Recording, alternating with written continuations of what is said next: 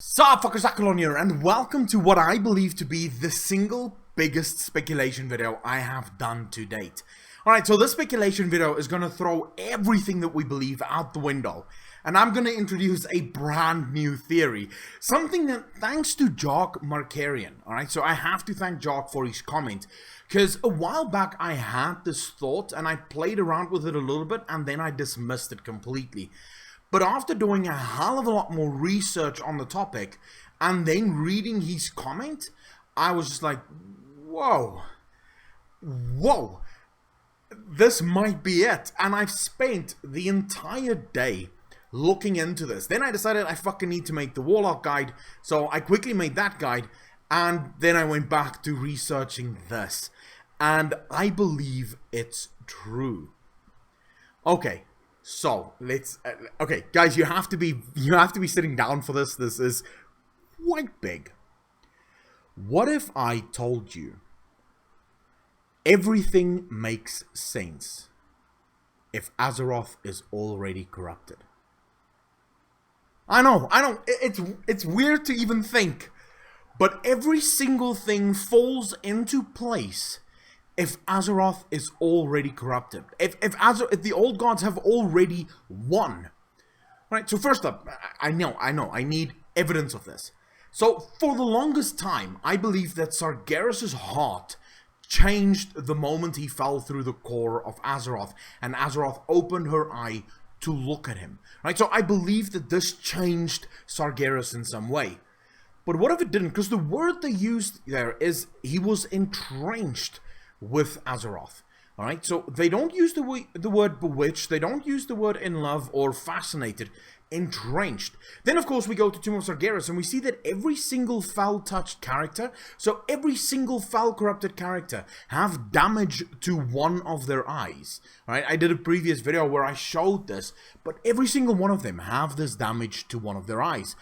Now, what if when Azeroth opened her eye as Sargeras fell through the core, when she looked at him, he saw the corruption, right? He saw in that moment the immense corruption in this Titan, and he realized he's fucked, all right? Because since then, ever since then, he has been fixated on Azeroth. His only goal, his only mission to destroy Azeroth. Now, I believed that this changed his heart in some way. He didn't want to defeat her. He actually wanted to win her over. He wanted her to be born so that she could help him in the fight against the Void Lords. However, there is a ton of information that I've uncovered in the weeks and months leading up to this, ever since we started doing speculation videos, that if I believe that Azeroth is already corrupted, it makes a lot more sense. Right, I'm going to go through all of this and I'm going to give you guys play-by-play, just feedback on everything that I've uncovered. And by the end of it, hopefully, you agree with me or you can give me a very fucking good theory as to why I'm wrong. Alright, so first I have to set this up. The Hour of Twilight. So you might be asking, what the fuck is the Hour of Twilight? Wasn't that something with Deathwing? Actually, no. The Hour of Twilight is an extremely ancient prophecy, and we have two prophecies, right? So the Hour of Twilight was prophesied twice. One by the old gods, alright? This speaks of the final moments of Azeroth, where the old gods will once again rise, and they will enact their final judgment on the mortal world and all of its races, right? So they will destroy the entire mortal world. But it was also revealed to the Pale Orcs back in Draenor. Alright, the Pale Orcs back in Draenor received a vision from the Void Lords themselves. And the Void Lords themselves showed it as the moment when the Void takes over all life. So the moment when the Void snuffs out every single life force in the universe. That is the Hour of Twilight. So we have two prophecies of this. One from the Void Lords, and then one from the Old Gods. Right, so tomorrow, or maybe next week, I'm gonna have a video explaining exactly how the Old Gods have orchestrated every single event to lead up to this singular moment. But if we go from the viewpoint that Azeroth have already been corrupted, everything that they have done up till now makes absolute sense. The one thing that I'm quickly want to talk about is Ny'alotha. And the fact that you have to get this out of your head that Ny'alotha is some city under the sea, or that it is even a city inside the Emerald Nightmare. No, Ny'alotha is the realm of the dead. Ny'alotha is the Shadowlands. Ny'alotha was created by the old gods so that they could not die. Alright, now I have no evidence of this. There is no lore that speaks of this other than a bunch of whispers by the old gods speaking of how they should welcome death. Death is a gift. Yogg-Saron says even death may die. So death is a thing. It's a place. It says places, all things have souls, and all souls can be devoured. Right? This is what the old gods want to do. They want to devour things. They want to spread their corruption and devour. So for the old gods, it makes absolute sense that they would create a realm that is devoid of light. Where there is no light, this is where the void would live. And when you die, you go to the Shadowlands. You go to the place that is controlled by the void. Now, if we look at this very, very closely, we see that the Emerald Dream feeds into Azeroth, and the Shadowlands feeds into Azeroth. What if whatever is being powered inside the Shadowlands is actually used to awaken this Dark Titan? The Shadowlands itself corrupts the Titan. Of course, that's not the theory. That's just a possible theory. And we'll go back to full screen as we go through all of this. Okay, so Yogg-Saron and Cthulhu both speak of death as if it is something. It is a thing. It's not just a place. It's not just a thing where you go when you die, but it is instead something more. Now, Il'gynoth, when you enter, in his intro, he says a presence. Something new, yet familiar. A presence, something new, yet familiar. Yes. Could he be talking about life? He was alive once. So he understands what it is. He understands the presence. It is new to him because he hasn't had it in such a long time. But it's familiar to him. Life is familiar. Light is familiar to Il'gynoth. Just a bit of an aside there. And then he says, welcome death. Do not fight it. So it's a thing. Death isn't just death isn't just the life being gone. Welcome it. So in other words, welcome this thing that is death. Still you fight. Still you refuse the gift. Alright, so that is when the heart is low health. He says, still you fight, still you refuse the gift. As if it's a gift. Death isn't a curse. It's not something to be feared. It's a gift. You need to be happy that you received this gift. And of course, I'm going to have videos going into a hell of a lot more on this issue specifically. But I needed to get this out there because I'm way too fucking excited to just leave things in the balance. Right? So just to not do this video right now. Now we get to the most important whispers. So I wanted to explain why death is so important to the old gods and why I think death is the fuel that the old gods use, and also that N'Zoth is the only old god that is yet to taste death. Now, what if during Legion or during the first invasion of Azeroth, the old gods saw what the demons could do? So they realized that the demons would die, but then they would instantly come back. It's like, just instantly come back. How do they do this? They are anchored inside the Twisting Nether.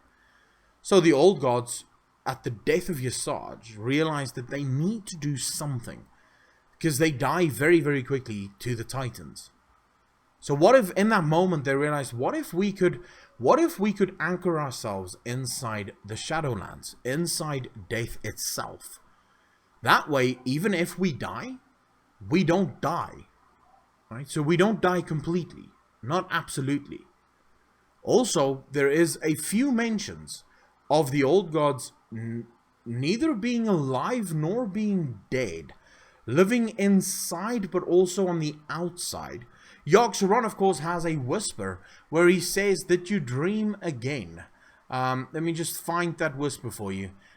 He says, do you dream while you sleep, or is it escape from the horrors of reality? And then the other whisper here that I just very quickly want to find, if I can actually find it. Have you had the dream again? A black goat with 7 eyes that watches from the outside. A black goat with 7 eyes that watches from the outside. So in other words, not from inside. And as I said, we do have mentions that the old gods are neither in nor out. They are either alive nor dead. They are somewhere in between. So for them, it wouldn't be hard to even conquer death. Right? So just wanted to make that one clear as we now go into the whispers. The actual whispers that we all know about. And that we all have spoken about at length. So flesh is his gift. He is your true creator. Yogg-Saron. But it could also be Ny'alotha. Because the very next whisper is to find him, drown yourself in the circle of stars. The circle of stars, I now believe, is in fact in Deep Home. The flesh is his gift. He is your true creator. To find him. But now there's one big problem here. Alright? How would we find Yogg-Saron going through the circle of stars, drowning ourselves in the circle of stars, by dying? It says here, drown yourself in the circle of stars. In other words, if we wish to find the god of death, the one that created us, Yogg-Saron, we have to drown. We have to kill ourselves. That's the only way you find Yogg-Saron now. Is he truly dead? If we can find him, he isn't. But then of course we get to the King of Diamonds have been made a pawn. And this is the single most important whisper. Because this is the whisper that essentially sparked every single speculation video on YouTube right now. The King of Diamonds have been made a pawn. By whom? By Azeroth?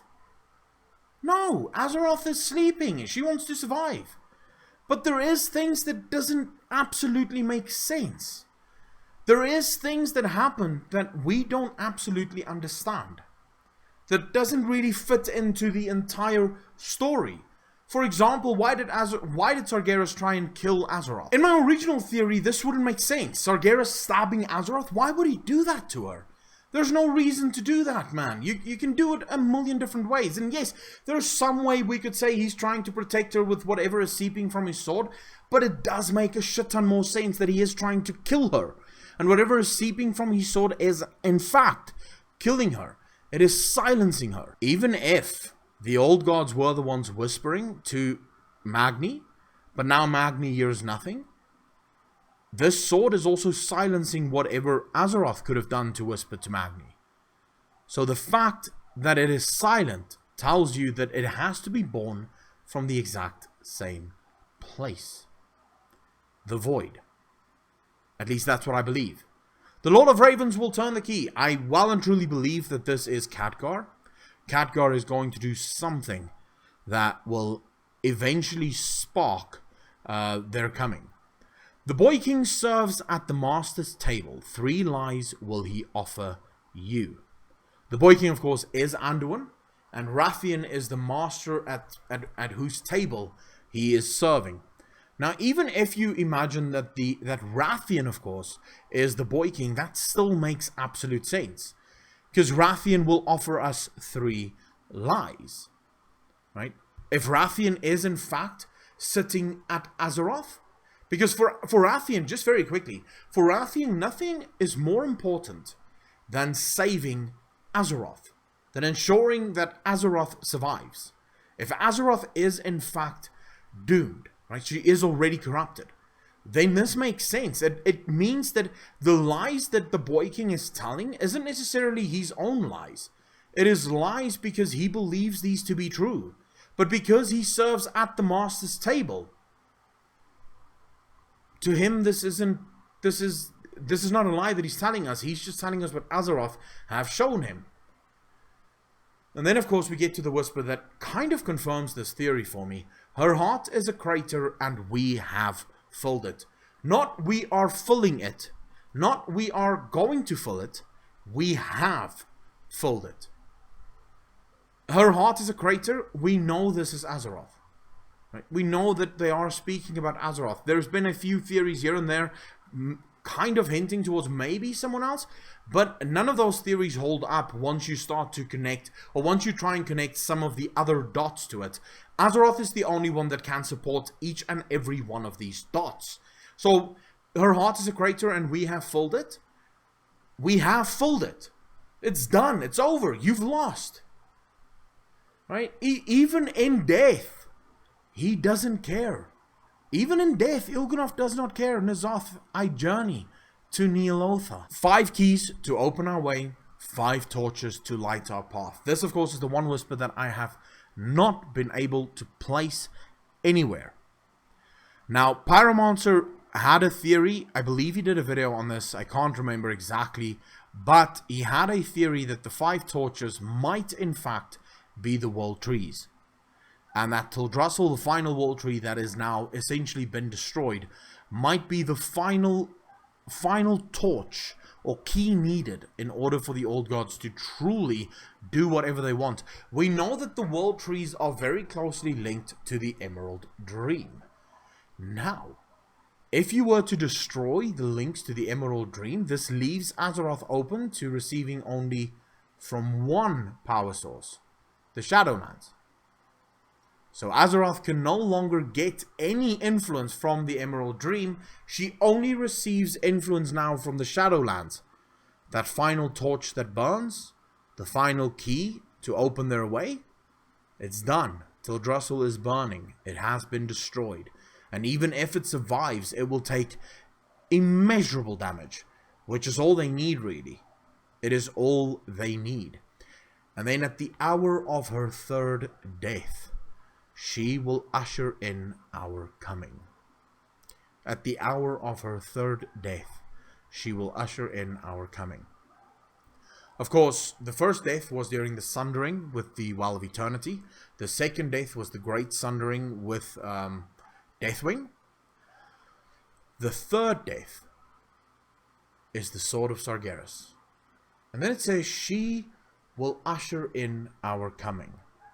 Not he would usher in their coming. Sargeras, stabbing his sword into her, would usher in their coming, because that would be the 3rd death for Azeroth. She will usher in our coming. In other words, and just very quickly, the line "she will usher in our coming" doesn't speak of something that is happening against someone's will. It's not as if she is forced to bring them back, or give them life, or free them.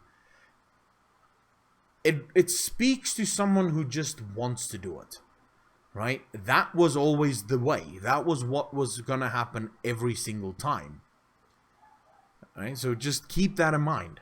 From the earth he draws strength. Our earth, our strength. From the earth he draws strength, our earth, the Void Lord. Where else would he get his strength from?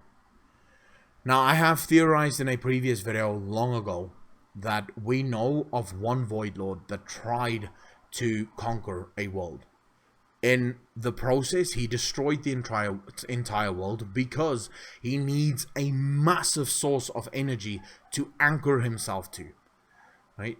He cannot do it any other way. The only way for him to stay in the physical realm is by anchoring and devouring whatever is close to him.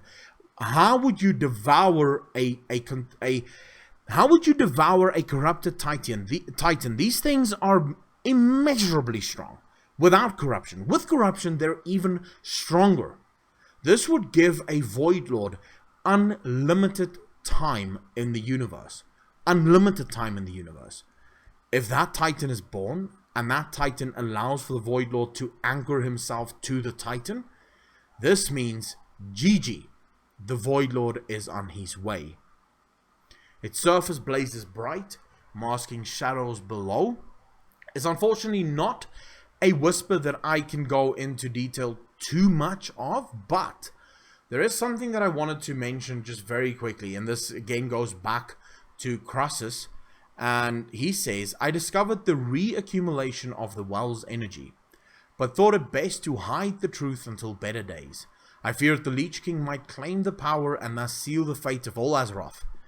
I believed I can create a mere, if masterful, illusion to hide it, but the illusion became life on its own. Something I never expected. So whatever he's talking about there, it's either the Well of Eternity, it might be the Sunwell, because we know he was there at the creation of the Sunwell. Its surface blazes bright, masking shadows below. We know that Illyria, when she went to the Sunwell, an actual fucking ethereal came and he wanted that power. Right? He wanted the Sunwell for himself.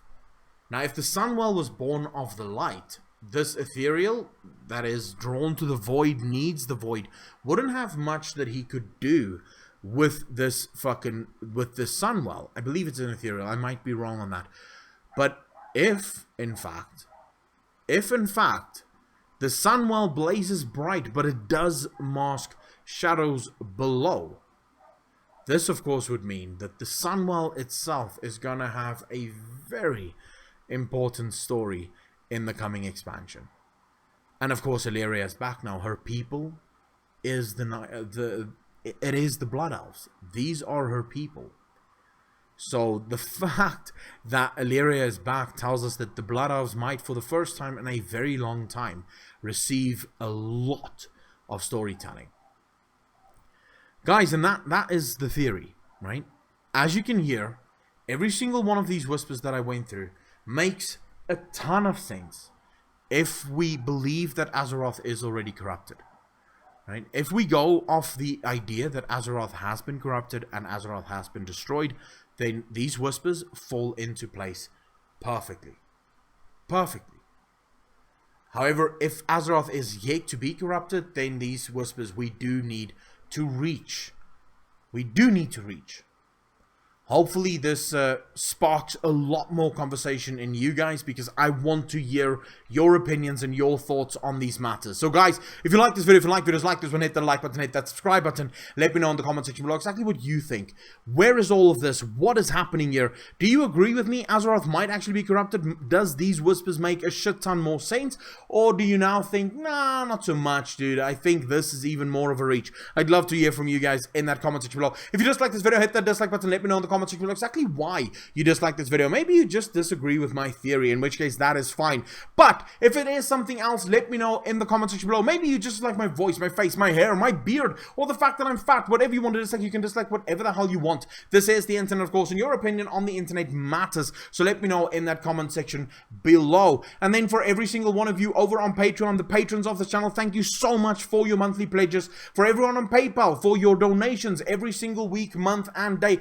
Thank you so much. It helps me build up the system, make the system better, and ultimately lead to better videos for you guys. Guys, then if you want to buy any of these shirts, hoodies, and mugs on your screen right now, please head over to the description. The link to Teespring is in there, and buy whatever you want for Christmas. Guys, thank you so much for watching. My name is Accolonn. As always, I will see you guys very shortly with some more World of Warcraft speculation.